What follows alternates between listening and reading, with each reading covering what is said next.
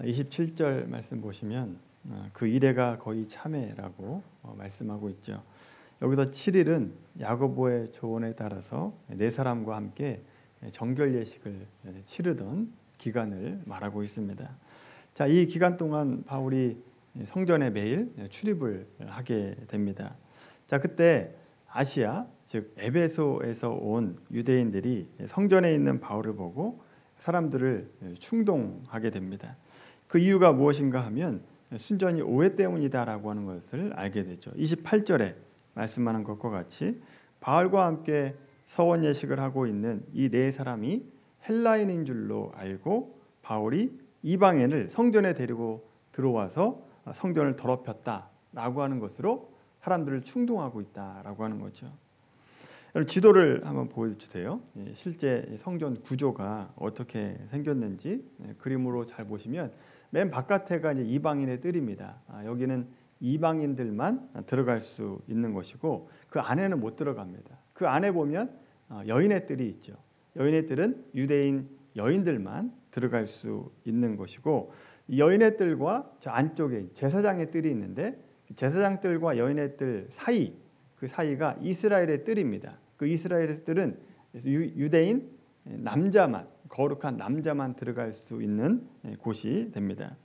이렇게 철저하게 구분이 되어 있어서 이방인이 그 안으로 들어가면 팻말이 있다 그럽니다. 이방인이 들어가면 거기에서 죽게 된다라고 하는 사형을 당할 수 있다라고 하는 말이 표식이 되어 있다라고 하는 거죠. 이런 구분이 철저하게 지켜졌고 심지어 로마 식민지였던 로마도 이 구분을 철저하게 지켜줬다라고 말하고 있습니다. 자, 지도를 내려주시고 자 그런데 바울이 율법을 어기고 이방인을 이스라엘의 뜰 유대인 남자만 들어갈 수 있는 곳으로 데려갔다라고 사람들을 충동하고 있다라고 하는 거죠. 결국 30절 말씀과 같이 바울이 예루살렘 성전 안에서 사람들에게 잡히게 되고 바울을 죽이려고 했다라고 하는 것입니다. 여러분 우리 오늘 이 본문에서 우리가 눈여겨 봐야 될 것이 바울이 얼마나 억울하게 잡히고 있는가라고 하는 겁니다. 오해와 또 사람들의 잘못된 이해로 잡히고 있다라고 하는 거죠. 바울의 선교 여행을 통해서 우리가 보았듯이 유대인들은 바울을 끊임없이 방해하고 핍박을 했습니다. 유대인들이 하는 얘기는 바울이 율법을 무시하고 모세를 무시했다, 율법을 지키지 않았다라고 하는 것으로 바울을 죽이려고 했습니다. 근데 여러분 이것은 사실이 아니다라고 지난 시간에 말씀을 드렸죠. 바울이 율법을 지키지 않은 것이 아니라 그리스도 안에서 모든 율법의 요구가 완성되었기 때문에 율법에 자유했던 것입니다. 그 모습이 유대인들에게는 율법을 무시하는 것처럼 보였다라고 하는 거죠. 바울은 유대인들이 자기를 오해하고 있다라고 하는 것을 알고 있었습니다. 그래서 더 이상 유대인들의 오해를 사지 않기 위해서 야고보가 제안했던 결례 예식에 참여해라라고 한 얘기에 순순히 참여를 했던 것이고 그 네 명의 그리스도인 유대인이었다가 그리스도인 된 사람 이 네 명과 함께 결례를 행하기 위해서 성전에 들어가 있었다라고 하는 거죠. 자 그런데 유대인들은 자세히 알아보지도 않고 바울을 율법을 무시했다. 이방인을 성전에 데리고 들어왔다. 그래서 거룩한 곳을 더럽혔다라고 하는 이유로 바울을 잡아 죽이려고 했다라고 하는 것을 보게 됩니다. 결국 바울은 왜 잡힙니까? 율법을 어겨서가 아닙니다. 순전히 오해를 통해서 잡히게 됐다라고 하는 것을 알게 되죠. 여러분 우리는 이 부분에서 예수님께서 말씀하시는 것을 생각하게 됩니다. 요한복음 8장 말씀을 한번 보겠습니다. 요한복음 8장 42절부터 47절까지 말씀입니다. 신약성경 159페이지입니다. 요한복음 8장 42절부터 47절까지 말씀 159페이지입니다. 42절부터 47절까지 같이 읽겠습니다. 시작. 예수께서 이르시되 하나님이 너희 아버지였으면 너희가 나를 사랑하였으리니 이는 내가 하나님께로부터 나와서 왔음이라. 나는 스스로 온 것이 아니요 아버지께서 나를 보내신 것이니라. 어찌하여 내 말을 깨닫지 못하느냐? 이는 내 말을 들을 줄 알지 못함이로다. 너희는 너희 아비 아박에게서 났으니 너희 아비의 욕심대로 너희도 행하고자 하느니라. 그는 처음부터 살인한 자요 진리가 그 속에 없으므로 진리에 서지 못하고 거짓을 말할 때마다 제 것으로 말하나니 이는 그가 거짓말장이요 거짓의 아비가 되었음이라. 내가 진리를 말함으로 너희가 나를 믿지 아니하는도다. 너희 중에 누가 나를 죄로 책잡겠느냐? 내가 진리를 말하는데도 어찌하여 나를 믿지 아니하느냐? 하나님께 속한 자는 하나님의 말씀을 듣나니 너희가 듣지 아니함은 하나님께 속하지 아니하였음이로다. 아멘. 세상 사람들은 예수 그리스도를 믿는 사람들을 본능적으로 싫어하고 적대적이다라고 하는 겁니다. 왜 세상은 예수님과 예수를 믿는 자들을 오해하고 힘들게 하는 것인가? 소속이 다르기 때문이다라고 이 지금 읽었던 본문에서 말씀하고 있는 거죠. 우리는 하나님께 속했습니다. 그런데 세상 사람들은 마귀에 속했다라고 하는 거죠. 소속이 다르기 때문에 우리를 오해하고 적대적이다라고 하는 거죠. 그래서 세상과 진리는 함께 있을 수가 없습니다. 근데 우리는 보통 어떻게 생각을 하느냐 하면 내가 진리를 말하면 세상이 복종할 줄로 생각을 합니다. 항복할 줄로 생각해요. 거짓된 자가 빛을 비추면 그 거짓이 드러나기 때문에 나에게 항복할 것이다라고 기대를 하죠. 그런데 그렇지 않습니다. 세상은 진리에 굴복하지 않아요. 왜 그러느냐? 세상 사람들은 진리를 봐도 진리가 진리인 줄을 모르기 때문이고 더 나아가서 진리를 따르면 자기가 손해보기 때문에 그렇습니다. 여러분 유대인들이 왜 예수님을 핍박하고 예수님을 죽이려고 했습니까? 하나님의 말씀을 제대로 해석하지 못하고 오해해서 진리를 알아보지 못했습니다. 그리고 예수님의 인기가 많아지면 자기들의 권세와 명예와 부가 없어지기 때문에 그렇습니다. 더 나아가서 예수님 말씀대로 하면 자기들과 이방인들이 모두가 죄인이다 라고 얘기하니까 듣지 않았다라고 하는 거죠. 본문으로 돌아와서 유대인들이 왜 사도 바울을 죽이려고 하느냐? 겉으로는 유대인들이 하나님을 위하는 것 같죠.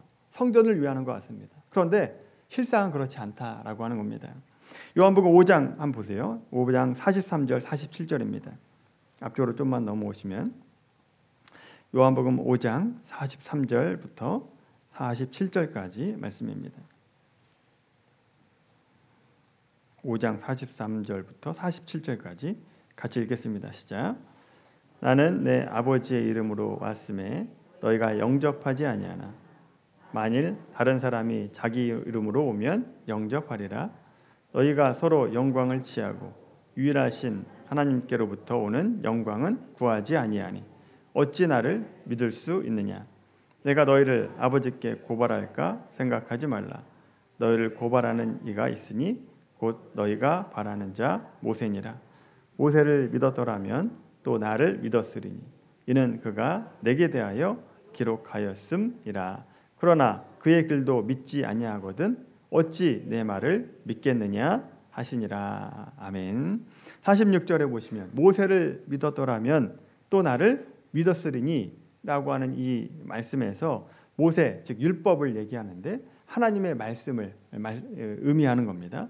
너희가 성경을 제대로 알았더라면 주를 영접하고 주 앞에 가서 무릎 꿇어야 된다라고 하는 겁니다. 내 앞에서 무릎 꿇어야 된다는 겁니다. 근데 안 한다는 거죠. 왜 안 하느냐? 그 44절의 말씀과 같이 너희가 서로의 영광을 취하고 유일하신 하나님께로부터 오는 영광은 취하지 않기 때문이라는 겁니다. 자기 영광만 취한다라고 하는 거죠. 자기의 이익을 위해서 그렇게 해서만 살아가고 있다라고 하는 거죠. 그렇기 때문에 세상은 예수님과 예수 믿는 자들에게 적대적일 수밖에 없다라고 하는 겁니다. 따라서 우리가 신앙생활 잘하는 것으로 이 세상에서 보상받을 것이다 라고 하는 생각을 내려놓으셔야 됩니다. 뿌리가 다르기 때문이고 소속이 다르기 때문이다 라고 하는 거죠. 여러분 이것을 이해를 못하면 어떤 신앙적인 시험에 빠지느냐 하면 예수님 믿는 것으로 인해서 내가 왜 이런 고생을 당해야 됩니까? 이런 한숨만 나오게 됩니다. 또 다른 것은 내가 정당하게 살고 있는데 왜 세상은 나에게 보상을 주지 않습니까? 왜 오히려 더 힘들게 살아가야 됩니까? 이런 생각을 하게 된다라고 하는 거죠. 이런 질문을 하다가 결국 시험에 빠지게 됩니다. 신자의 길을 포기하거나 악으로 갚는 죄, 즉 세상 사람들과 똑같은 죄를 범하고 똑같이 살게 되는 죄를 범하게 된다라고 하는 것이죠. 여러분 이것을 이기셔야 됩니다. 이 유혹을 이기셔야 돼요. 우리의 싸움의 핵심은 뭐냐? 내가 가는 길을 가는 것이지 나를 반대하고 나를 핍박하는 사람들에 대항해서 설명하거나 나를 증명하려고 하거나 그들과 똑같이 악을 악으로 갚는 그것이 아니다라고 하는 거죠. 그래서 여러분 바울을 보시면 잡히잖아요. 오해로 잡히잖아요. 근데 거기에 대해서 저항하지 않습니다. 그냥 순순히 잡히고 있는 것을 보게 되죠. 세상이 자기를 반대하고 오해한다라고 하는 것을 알기 때문에 순순히 잡히고 있다라고 하는 거죠. 여러분 사도 바울의 서신서에도 보면 그리스도인은 소속이 다른 자다라고 하는 것을 인식하고 있기 때문에 어떤 말씀을 하고 있는가? 빌립보서 4장 말씀을 한번 보겠습니다. 빌립보서 4장 322페이지입니다. 빌립보서 4장 4절부터 7절까지 말씀. 321페이지입니다. 신약성경 321페이지 빌립보서 4장 4절부터 7절까지 말씀 같이 읽겠습니다. 시작. 주 안에서 항상 기뻐하라. 내가 다시 말하노니 기뻐하라. 너희 관용을 모든 사람에게 알게 하라. 주께서 가까우시니라. 아무것도 염려하지 말고 다만 모든 일에 기도와 간구로 너희 구할 것을 감사함으로 하나님께 아뢰라.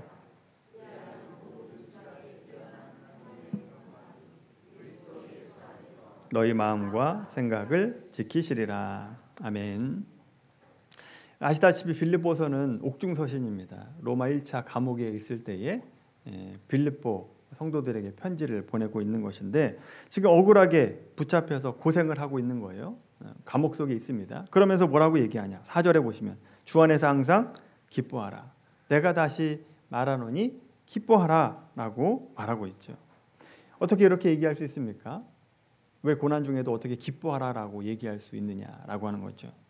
그리스도인으로서 삶이 어떤 삶인지를 알고 있었기 때문에 이렇게 말할 수 있다라고 하는 거죠. 따라서 여러분 억울한 일을 당할 때, 조롱받을 때 참고 견디시고 이기셔야 됩니다.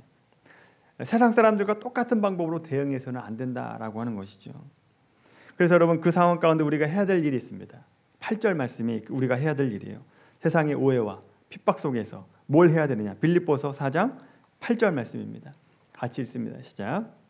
끝으로 형제들아 무엇에든지 참되며 무엇에든지 경건하며 무엇에든지 오르며 무엇에든지 정결하며 무엇에든지 사랑받을 만하며 무엇에든지 칭찬받을 만하며 무슨 덕이 있든지 무슨 기림이 있든지 이것들을 생각하라. 아멘. 오해와 억울한 상황 가운데 우리가 해야 될 일은 경건의 모습이다라고 하는 거죠. 착한 행실을 보여야 된다라고 말씀하고 있는 것이죠. 따라서 여러분 우리가 사도 바울의 삶을 보면서 기억해야 될 것은 내가 신앙의 이름으로 이 세상에서 형통하게 되고 이 세상 사람들에게 인정받고 또 사랑받을 것이다라고 한 기대를 내려놓으셔야 됩니다. 잘못된 기대를 내려놓으시고 신자의 정당한 길을 걸어가는 우리 모두가 되기를 바랍니다. 여러분 여기까지만 알면 그리스도인의 삶이 늘 우울하고 힘들다라고 하는 생각만 하게 되죠. 그래서 여러분 신자의 길에는 은혜가 있습니다. 세상 사람들이 알지 못하는 은혜가 있어요. 하나님의 은혜가 있다라고 하는 것이죠.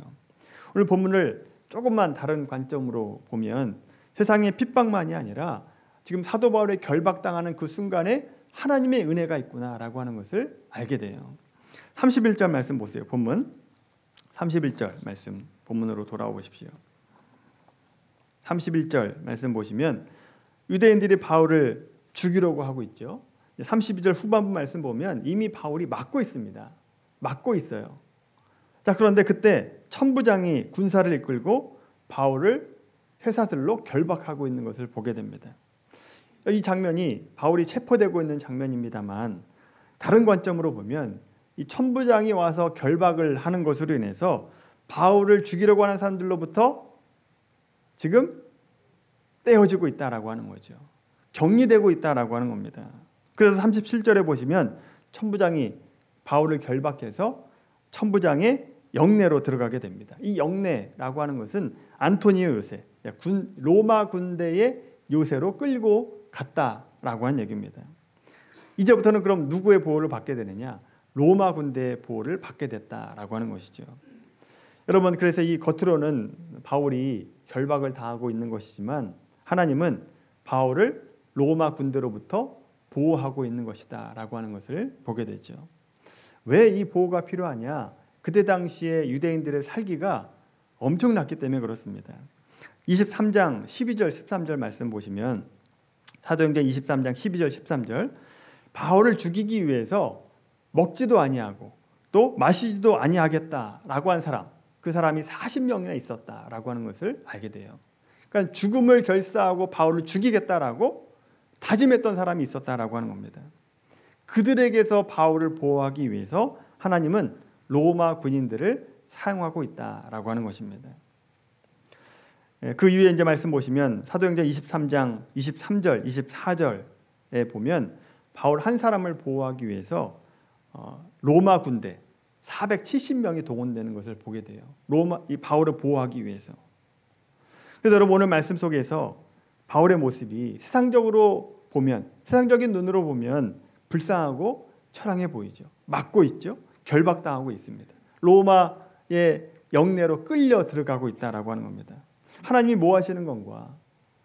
지금 바울의 전 생애를 걸고 복음을 전하고 있는데 왜 하나님은 이 상황에서 가만히 지켜보고 계시는가라는 생각이 들게 되죠.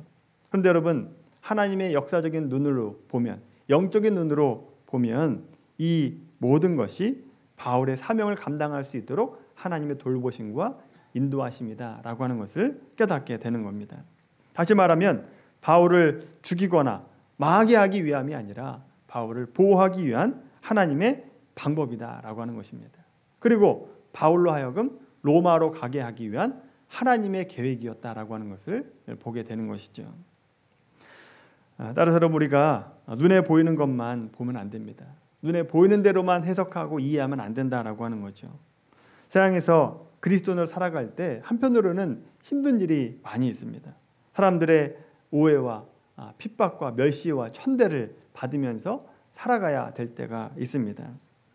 그래서 하나님께서 왜 나에게 이러시나, 왜 나에게 이런 어려움을 주시나라는 생각을 하게 될 때가 있죠. 그러나 세상적인 눈으로 보면 그렇지만 영적인 눈으로 바라보게 된다면 하나님의 일하심을 보게 되는 거죠. 하나님의 큰 계획 속에 이것 때문에 나를 이 길로 인도하셨구나. 나에게 이런 계획을 가지고 계셨기 때문에 나를 이렇게 이 길로 인도하셨구나라고 하는 것을 깨닫게 될 것이다 라고 하는 거죠. 그래서 모든 것이 협력해서 선을 이루게 하시는 하나님의 손길을 보게 되는 것입니다. 여러분, 성경에 보면 이런 예들을 얼마든지 찾을 수 있습니다. 우리가 수요일에 보고 있는 에스더서를 생각을 한번 해보세요. 하만이 왜 모르드게를 싫어합니까? 왜 싫어해요? 하나님의 백성이기 때문에 싫어합니다. 우리가 보았습니다만 이 하만이 아말렉 족속의 사람입니다. 아각의 후손이에요. 그러니까 이 아말렉 사람은 출애굽기 때부터 이미 이스라엘 사람들과 원수가 됐던 민족이거든요. 그러니까 이 하만이 모르드게가 유대인이다라고 하는 것을 알고 싫어합니다. 하나님의 백성이라고 하는 것 때문에 싫어해요. 단순히 싫어하는 것이 아닙니다. 아수에로 왕을 교묘하게 속여가지고 페르시아 전역에 있는 유다인들을 다 죽이라고 조소까지 내렸다라고 하는 거죠. 하나님을 믿는 것으로 공격당하고 죽음의 위기에 처한 겁니다. 이때 에스더가 3일 동안 식음을 전폐하고 기도한 후에 왕의 부름을 받지 않은 상태에서 왕에게 나아갑니다. 이때 당시에 부름받지 않고 왕에게 나아가면 죽을 수도 있습니다. 왕이 가지고 있는 이 금귀를 내밀지 않으면 죽음을 맞이하게 되는 거예요. 그래서 죽음을 무릅쓰고 에스더가 왕에게 나아갑니다. 그런데 여러분, 에스더가 왕 앞에 섰을 때에 왕의 눈에 에스더가 어떻게 보였느냐? 매우 사랑스럽게 보였다라고 말씀하고 있습니다.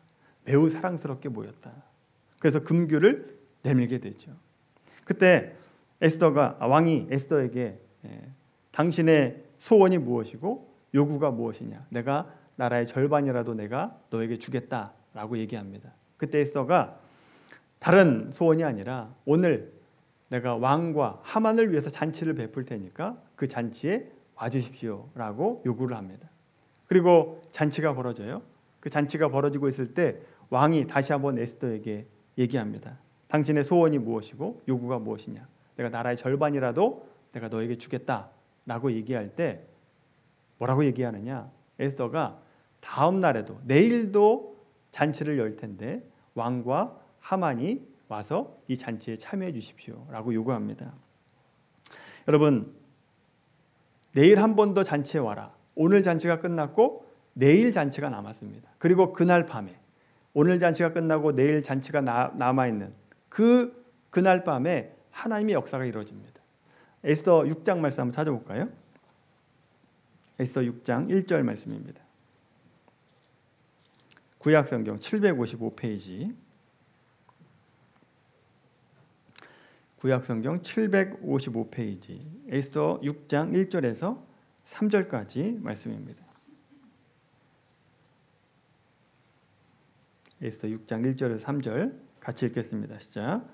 그날 밤에 왕이 잠이 오지 아니하므로 명령하여 역대일기를 가져다가 자기 앞에서 읽히더니 그 속에 기록하기를 물을 지키던 왕의 두 넷이 빅다나와 데레스가 아수르 왕을 암살하는 음모를 모르드게가 고발하였다 하는지라. 왕이 이르되 이 일에 대하여 무슨 존귀와 관작을 모르드게에게 베풀었느냐 하니 측근 신하들이 대답하되 아무것도 베풀지 아니하였나이다 하니라. 아멘. 여러분, 그날 밤이라고 하는 것이 첫날 잔치가 끝나고 둘째 날 잔치가 벌어지기 전 그날 밤입니다. 자, 그날 밤에 1절의 말씀 보시면 왕이 잠이 오지 아니하므로 라고 얘기합니다. 원어적으로 보면 이 잠이 의지를 가지고 왕에게 떠났다라고 하는 말로 표현하고 있습니다. 잠이 그래서 그에게 달아났다라고 표현하고 있어요. 자, 그렇게 잠이 오지 않을 때 대제국의 왕으로서 할 일이 얼마나 많습니까? 여러분, 잠이 오지 않으면 왕은 뭘 할 수 있겠습니까? 후궁을 부를 수도 있고요. 또 악단을 불러가지고 클래식을 들을 수도 있고, 아니면 왕의 주치의를 불러서 수면제를 요구할 수도 있습니다. 그런데 뭘 요구하고 있느냐? 이 아수르 왕은 잔치를 좋아하는 사람이거든요. 책과는 좀 거리가 먼 사람인 것 같아요. 그런데 뭘 요구하느냐? 역대일기를 가져와서 자기 앞에서 읽히더니 라고 얘기하고 있죠. 그때 놀라운 일이 벌어집니다. 수많은 역사 기록 가운데 신하가 펼쳐 읽은 부분이 어떤 부분이냐? 5년 전에 모르드게가 아수르 왕의 목숨을 구했던 사건, 반란에서 건졌던 사건, 그 부분을 읽게 됐다라고 하는 겁니다. 그리고 모르드게가 그 공적을 세웠는데도 불구하고 아무런 상을 받지 못했다라고 하는 것을 알게 돼요. 왕이 알게 됩니다. 여러분, 이 모든 것이 우연이겠습니까? 에스더가 왕 앞에 섰을 때에 매우 사랑스럽게 보였다라고 하는 것, 그리고 그날 밤에 왕이 잠을 자지 못했다라고 하는 것, 그리고 역사일기를 가져와서 읽었는데 하필 모르드게가 공적을 세웠던 부분을 읽게 됐다라고 하는 것, 그리고 그날 밤에 모르드게가 아무런 상을 받지 못했다라고 하는 것을 알게 했던 그 사건들, 이 모든 것이 우연이겠습니까? 우연이 아니다라고 하는 겁니다. 하나님께서 하나님의 백성을 보호하시고 섭리하시는 손길이셨다라고 하는 거죠. 여러분, 에스더를 통해서나 오늘 본문의 바울을 통해서 말씀하시는 것은 똑같습니다. 에스더서 말씀 보면요, 하나님의 이름이 단 한 번도 나오지 않습니다. 하나님의 이름이 등장하지 않아요. 마치 우리의 삶에 하나님이 안 보이는 것과 같이, 우리의 삶에 하나님이 안 보이는 것과 같이 에스더서에도 하나님의 이름이 나오지 않는다고요. 그러나 믿음의 삶에 오해와 시기와 질투가 있을 때, 그것을 넘어서 고난과 핍박이 왔을 때 보이지 않는 하나님, 이름이 등장하지 않지만 하나님께서 배후에서 역사하셔서 유다인들을 도우시고 에스더와 모르드게를 구했던 그 사건이 오늘 본문의 바울에게도 있다라고 하는 겁니다. 여러분, 믿음의 삶이 참 힘들고 어렵죠. 그러나 우리에게 힘듦만이 있는 것이 아니라 어려운 고난의 삶 가운데 하나님께서 하나님의 열심을 가지고 우리를 도우시고 인도하신다라고 하는 것입니다. 에스더에서 보이지 않게 하나님께서 일하셨고 바울을 삶 속에서도 보이지 않게 돌보시고 인도하셨습니다. 그 하나님께서 오늘날 예수를 믿고 살아가는 우리 모두에게 삶 속에서도 돌보시고 인도하신다라고 하는 것이죠. 우리를 가장 좋은 길로 인도하시는 선한 길이 우리 앞에 있다라고 하는 겁니다. 여러분, 이것은요 세상 사람들이 알지 못하는 예수 믿는 사람들만 알 수 있는 특권이다라고 하는 것입니다. 여러분, 요즘 힘들고 어려운 길을 걸어가는 분들 계시죠. 믿음의 길을 가려고 막 애를 쓰고 노력하는데도 불구하고 좋은 일이 있는 것이 아니라 여러 예기치 않은 사건이 생기고 뭐 질병이 생기고 내 삶 가운데 어려움이 생기는 분들이 아마 있을 겁니다. 근데 여러분, 힘들고 어려운 일이 있다 할지라도 낭망하지 않게 되길 바랍니다. 절망하지 않게 되길 바랍니다. 세상의 눈으로 보면 힘들고 어려운 일이지만 믿음의 눈으로 보면 그 모든 일이 하나님의 은혜의 손길 안에 있다라고 하는 것을 깨닫게 되기를 바랍니다. 하나님이 전면에 등장하지 않는다 할지라도 하나님은 우리를 위해서 일하시고 역사하시는 하나님이시다라고 하는 것이죠. 그래서 여러분, 절망이 아니라 소망을 가지십시오. 그리고 그 고통의 상황 가운데 있을 때에 하나님께서 어떻게 일하실지 기대하시고 소망하셔서 영적인 눈을 보고 바라보셔서 그 이후에 있을 하나님의 은혜가 어떻게 나에게 주어졌는지 그것을 생각하시면서 우리의 믿음이 한 단계 더욱더 업그레이드 되는 그런 은혜가 있기를 주님의 이름으로 간절히 축원합니다.